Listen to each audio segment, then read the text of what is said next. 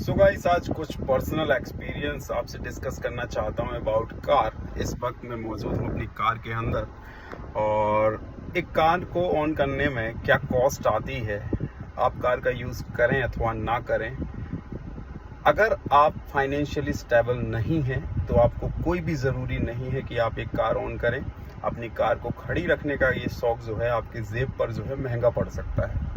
क्यों मैं ऐसा कह रहा हूँ, उसके कई रीजंस हैं। अभी आपको फैक्ट एंड फिगर से बताऊंगा तो आपको चीज़ें क्लियर होना स्टार्ट हो जाएंगी।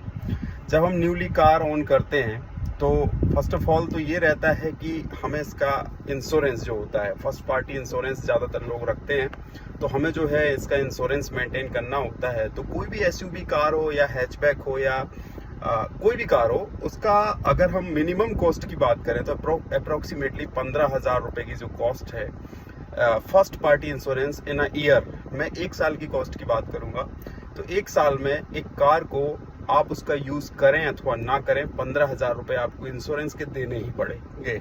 और उसके अलावा अभी 3-4 साल तो जब कार नई होती है तो उसमें वारंटी होती है, तो पावर ट्रेन वारंटी हो, जैसे हुंडई जो है पावर ट्रेन वारंटी देता है उसमें, लेकिन इंजन बस कवर होता है। एक्सीडेंट होता है तो वो फर्स्ट पार्टी इंश्योरेंस में आपकी ऊपर अपर बॉडी कवर करता है, लेकिन उसके साथ ही बहुत सारे पार्ट्स होते हैं, जैसे फ्यूल पंप हो गया या इंटरनली कुछ और प्रॉब्लम आ गई इंजन के अलावा, तो वो चीज़ें कवर अपनी होती। वो बजट जो है आपकी जेब पर शिफ्ट हो सकता है, क्योंकि वारंटी जो है हर बार ज़रूरी नहीं है कि आपका जो है कवर करे सारी चीज़ों को। तो आपसे 7-8 हज़ार रुपये वारंटी के भी ले लिए जाते हैं।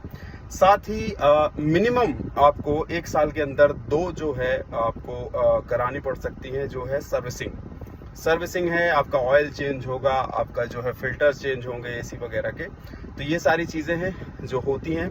मिनिमम कॉस्ट 5,000-4,000 जो है जाती ही है। नई गाड़ी की बात कर रहा हूँ, पुरानी गाड़ी है तो वो और बढ़ जाती है। तो आप मान के चलो 15,000 इंश्योरेंस का, 10,000 साल भर का जो है आप सर्विसिंग का रख लो और 7 से 8 हज़ार रुपये वारंटी का रख लो, अगर वारंटी भी लेते हैं तो ये 30 से 35 हज़ार हो गया। इसके अलावा आप इसकी कॉस्ट, ये मात्र खड़े रखने की कॉस्ट है। अब गाड़ी चलाते हो आप तो 2-4 हज़ार, 5 हज़ार, 10 हज़ार जैसे भी आप गाड़ी चलाते हो तो वो फिर आपको पेट्रोल फ्यूल का कॉस्ट होता है। तो आप समझिए कि आपकी इनकम कितनी है, आपका जो है मंथली इनकम कितना है। आप एक कार को ऑन कर रहे हो, उसमें कोई दुर्घटना होता है तो उसका दुर्घटना बीमा मेंटेन करना, उसकी वारंटी मेंटेन करना, उसका सारा जो है मेंटेनेंस का बजट अगर आपका सेट हो रहा है तो ही आप एक कार ऑन करिए, नहीं तो आपके लिए 2 व्हीलर ही सही है। और अभी बाय इमरजेंसी अगर आपको कभी 4 व्हीलर की आवश्यकता पड़ती है, कहीं बाहर जाना है, कभी रिलेटिव्स के पास जाना है या कहीं घूमने जाना है, तो आप रेंटल कार यूज़ कर सकते हैं। One of the best choice, मतलब कह सकते हैं कि जैसे आपको साल में 5 बार 4 बार भी कहीं बाहर जाने की आवश्यकता पड़ती है तो आप किलोमीटर के हिसाब से 9 रुपये 10 रुपये किलोमीटर वो लोग चार्ज करते हैं आपको। बाकायदा एसी गाड़ी में 5 सीटर 7 सीटर जितना चाहिए आपको ले जाते हैं। साथ ही उसको ना आपको चलाने की दुविधा है, ना उसका इंश्योरेंस कराने की दुविधा है, ना उसको मैनेज करने की दुविधा है और ना ही टूट फूट का रिस्क है। लेकिन खुद की कार अगर आप रन करते हो, आप ड्राइव करते हो, उसकी जो भी टूट फूट होती है, उसका जो भी नुकसान होता है, उसके साथ जो भी रिस्क होती है वो अपनी खुद की होती है। तो ये वाकई में एक लग्जरी शौक है खुद की कार ओन करना।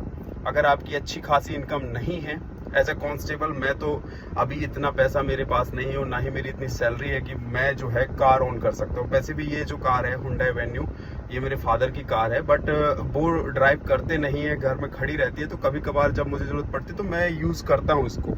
तो मैं तो इसको रखा नहीं हूँ। बहुत सारे लोगों को बहुत सारे वीडियो में देख के भ्रम हो सकता है कि मैं एक कार ऑन करता हूँ, एक रॉयल एनफील्ड ऑन करता हूँ, तो नहीं, this is my father's car. मेरी कार नहीं है ये, एक्चुअली घर की कार है तो यूज़ तो कर ही, मतलब घर की बाप की कार बेटा यूज़ नहीं करेगा तो कौन करेगा, शुद्ध बात ये है। तो यूज़ कर रहे हैं, बट इसको मैनेज जो है पापा जी करते हैं। और मैं बस इस वीडियो के माध्यम से आपको ये बताना चाहता हूँ कि अगर आपकी नई नई जॉब लगी है, आप नए किसी भी कोई भी अपना पैसा कमाना आपने चालू किया है, आपकी यंग एज है, तो किसी के दिखावे के चक्कर में, किसी के बहकावे के चक्कर में ऐसी चीज़ें ना खरीद लें जो आपके बजट पे जो है अतिरिक्त प्रभार आपको देना पड़े। तो ऐसी चीज़ें करें, अपना एक बजट सेट करें। मैं आपको मतलब बता रहा हूँ अपने एक्सपीरियंस से ये कार है, जैसे ये जो वीडियो बनाने का पर्पस ये भी है कि ये वीडियो अचानक से मैं क्यों बना रहा हूँ। एक्चुअली ये कार 3 साल पुरानी है, 30,000 किलोमीटर कुछ कार चली हुई है। कार में कोई दिक्कत नहीं है, ऐसी अच्छी कार है, हुंडई बड़ी वेन्यू बढ़िया कार है। मैं कोई प्रमोट नहीं कर रहा हूँ, लेकिन मुझे बहुत आनंद आता है इसको चलाने में। लेकिन अभी जैसे हम अलग अलग फ्यूल पंप से जो अलग अलग पेट्रोल पंप से जो है पेट्रोल डलाते हैं, तो कार्बन आर्बन आ गया होगा, तो इसका जो है फ्यूल पंप खराब हो गया। फ्यूल पंप का जो है मैंने उसकी मोटर जो है वो खराब हो गई, जल गई। मैं गया हुंडई के सर्विस सेंटर, वहाँ पे मैंने गाड़ी मतलब रोड पे ब्रेक डाउन हो गई थी, तो मैं इसको टो करा के, चूंकि RAS नहीं है, एक रोड साइड असिस्टेंस भी आपको लेना पड़ता है, जिसके 4-5 हज़ार रुपये अलग से देना पड़ता है। मतलब कॉस्ट अगर बढ़ाते जाऊँ तो 40,000 भी पहुँच जाएगी साल भर इसको मैनेज करने का। तो रोड साइड असिस्टेंट मैंने लिया नहीं, तो जो है मेरे को इसको टो करवा के भिजवाना पड़ा। 2-2.5 हज़ार रुपये का खर्चा आया। उसके बाद जो है वहाँ पर मैंने उसको चेंज कराया। फ्यूल पंप के उन लोगों ने अपने से मोटर चेंज कर दी, चूँकि गाड़ी के बारे में अपन उतना टेक्निकल चीज़ें जानते नहीं हैं, तो उन्होंने अपने से जो है फ्यूल पंप की मोटर चेंज कर दी। 2 महीने गाड़ी ठीक ठाक चली, फिर एक दिन अलग ब्रेक डाउन हो गई, सागर के आसपास कहीं ब्रेक डाउन हो गई। फिर मैंने उसको सागर सर्विस सेंटर भेजा। फिर वहाँ पे जो है फ्यूल पंप अवेलेबल नहीं था और वो रिस्पॉन्सिबिलिटी नहीं ले रहे थे, चूँकि मैंने शिकायत करी थी कि यार मेरी गाड़ी इतनी जल्दी ब्रेक डाउन क्यों हो गई। तो फिर उन्होंने जो है जबलपुर, जहाँ मैंने सर्विस सेंटर में गाड़ी को बनवाया था, वहाँ पे उन जो है उनसे बात करी और फिर वो गाड़ी को जो है मेरा वापस बुलवाया। तो फिर मुझे ड्राइवर के चार्जेस देके गाड़ी को जो है वापस बुलवाना पड़ा। पहले जहाँ रास्ते में टो हुई थी, तो फिर वहाँ से सागर भिजवाने की कॉस्ट लग गई, फिर वापस बुलवाने की कॉस्ट लग गई। अभी इसको फिर से जो है, अभी तो फ्यूल पंप चल रहा है, उन्हें कार्बन आर्बन साफ कर दिया है, लेकिन ये फिर से नया डलवाना है, जो भी है इसकी कॉस्ट शायद बेयर करनी पड़ेगी। तो ऐसी चीज़ें हो जाती हैं।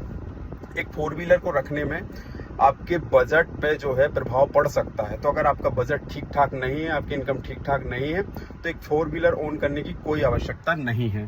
तो ये वीडियो आपके लिए बहुत हेल्पफुल हो सकता है।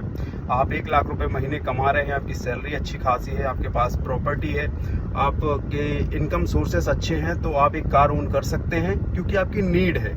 लेकिन खाली शो ऑफ के लिए आप कार मत लीजिए, आप मतलब अपना स्टेटस सिंबल बनाने के लिए कार मत लीजिए। पहले ये देखिए कि आपकी इनकम क्या है, आप इसके खर्चे उठा पाएंगे कि नहीं। ये काफ़ी इंपॉर्टेंट चीज़ होती है। लोग आजकल देखा सीखी में चीज़ें ले आते हैं, फिर उसकी अगर आप उसको किस्त में लेके रखे हैं, तो किस्त और उसका इंटरेस्ट अलग पे करना है आपको।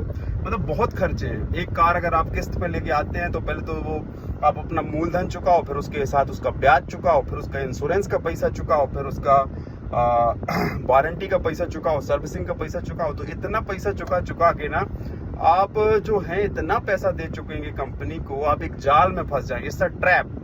आप इस ट्रैप के लिए नहीं है। अगर आप एक लोअर मिडिल क्लास से बिलोंग करते हैं, आपकी इनकम 30-40 हज़ार रुपये है, तो कार ओन करने के लिए कोई ज़रूरी नहीं है। आप अपनी कार मत रखें।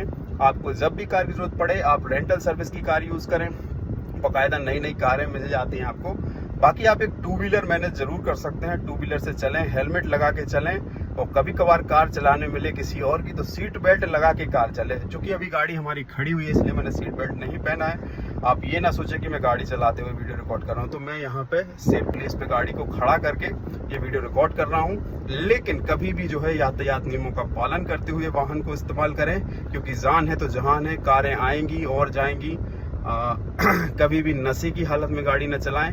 ये वीडियो अच्छा लगा हो तो वीडियो को लाइक, शेयर, कमेंट, सब्सक्राइब जरूर करें। उन दोस्तों तक तो जरूर शेयर करें जो आजकल रील्स वगैरह में देखकर या वीडियोस वगैरह में देख के काफ़ी इंस्पायर होते कि ये कार लेना, वो कार लेना। तो उनको ज़रूर बता दें कि एक कार लेने के कितने खर्चे होते हैं, क्योंकि मैंने ये ओवरव्यू आपको देने का प्रयास किया है। अगर इसको मैं बैठ के और पेन कागज में अगर लिख के दिखाने लगूँ ना, तो आप कदाचित जो है कार लेने के बारे में सोचेंगे नहीं। जय हिंद, जय भारत।